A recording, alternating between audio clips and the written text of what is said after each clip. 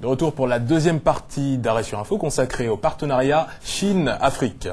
Alors, Monsieur Foguet, les dirigeants africains eux-mêmes ne s'en plaignent pas de la situation. Par exemple, le Niger, avec l'incident diplomatique, a opposé le groupe énergétique français Areva et le président Mamadou Tandja, le président nigérien, qui aurait permis à ce dernier de profiter de la présence chinoise pour renégocier des contrats précoloniaux qui garantissaient à la firme un prix préférentiel sur la vente de l'uranium, extrêmement bas par rapport au cours des marchés mondiaux. Alors, une diversification des partenaires et une montée aux enchères non négligeable finalement. Oui, oui.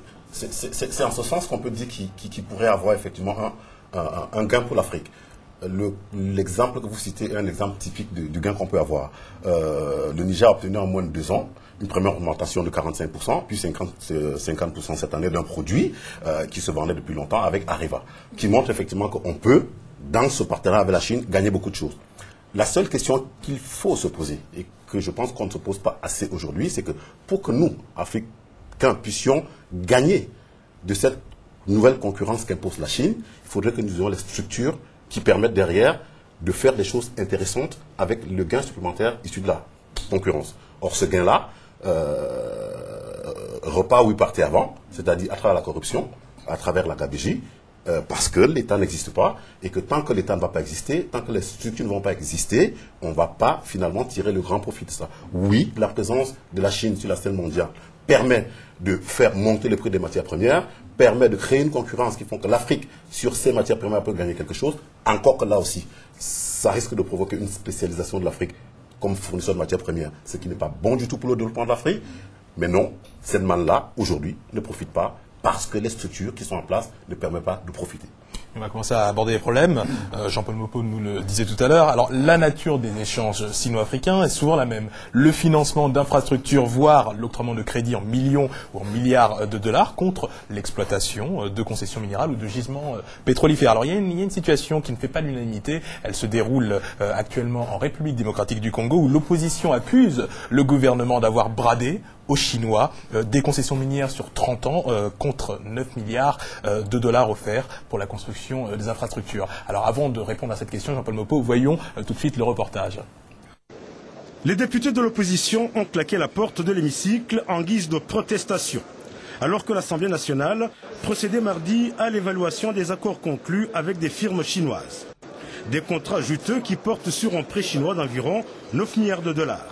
6 milliards destinés au développement des infrastructures et 3 à la relance du secteur des mines. Une partie de ce prêt sera d'ailleurs remboursable en titres miniers. L'opposition accuse le pouvoir de brader les intérêts du pays. Ça sent le roussi, ça sent la mafia congolaise. Pour des gens qui sont venus avec une éthique de la bonne gouvernance.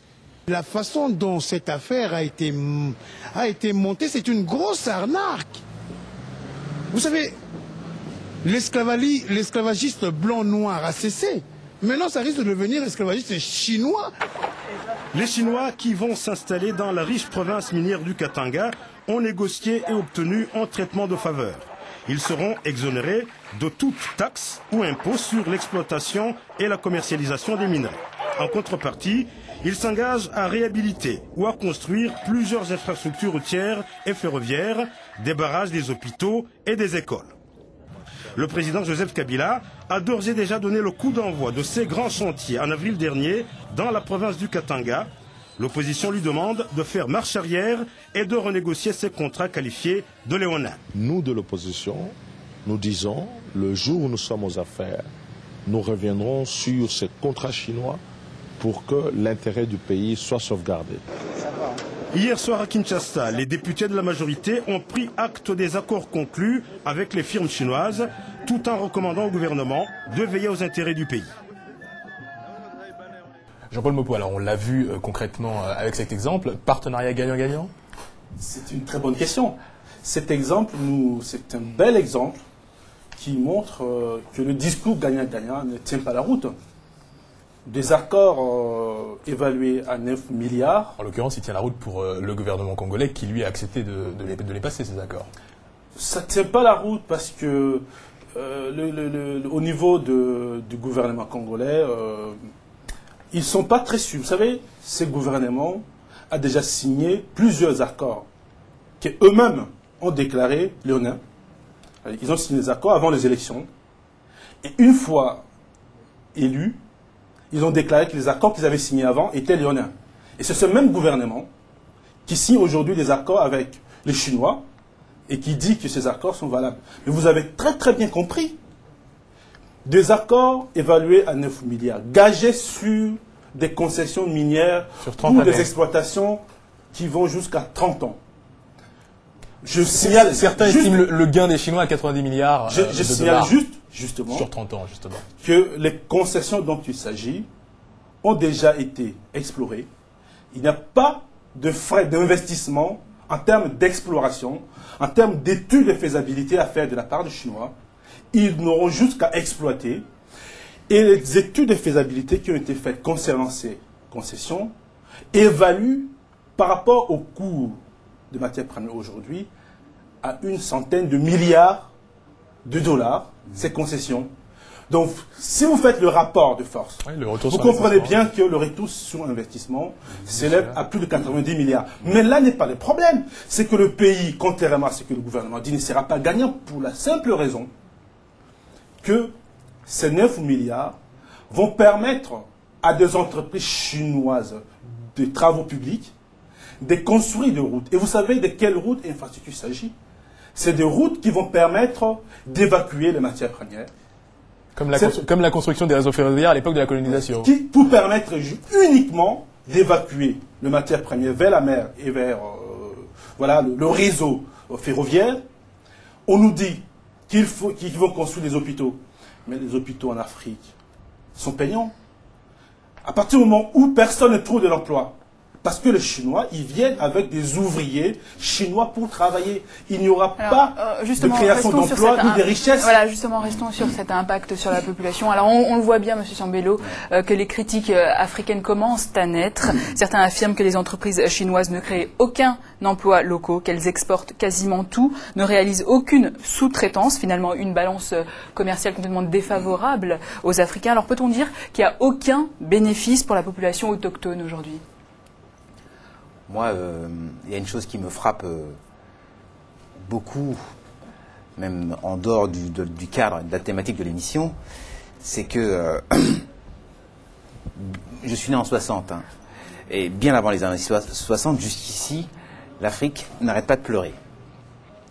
On ne sait pas compter, on ne sait pas signer des contrats convenables, et quand je dis qu'on ne sait pas compter, ça veut dire qu'un contrat de X milliards, finalement, on se rend compte que ça rapporte 90 milliards aux Chinois. Et en plus, comme vous le disiez si bien, c'est pour faire construire des routes qui vont servir non pas aux populations, mais c'est pour aller transporter des marchandises. En l'occurrence, c'est l'interprétation de M. Mobo. En tout cas, quoi qu'il en soit... Les axes routiers définis sont connus. C'est les axes routiers qui vont permettre d'acheminer les matières premières. Mais bien sûr, c'est défini. C'est les axes poursuivez, monsieur même si l'objectif final n'aurait pas été ces routes, mais en tout cas, quand on calcule, on sait que le gagnant-gagnant financièrement n'est pas là. Mais ce qui est extraordinaire, c'est que les Africains, quand même, on est tous des Africains. Enfin, quand on est Africain, on est censé quand même partager des valeurs. Et c'est quand même incroyable que depuis des années d'indépendance, certains pays sont libres, indépendants depuis des années, et que qu'est-ce qui se passe en Afrique? Toujours, c'est celui-là a gagné les élections, l'autre a perdu, il ne veut pas partir. C'est la dictature dans certains pays. Une population mais totalement décimée, des gens qui sont fatigués, malades, pas de soins, les gens n'ont rien et absolument rien. Que cherchez-vous à démontrer? Ce que je cherche à démontrer simplement, c'est qu'un Chinois, un Japonais, quel qu'il soit, qui vient en Afrique pour faire du business, why not? Pourquoi pas?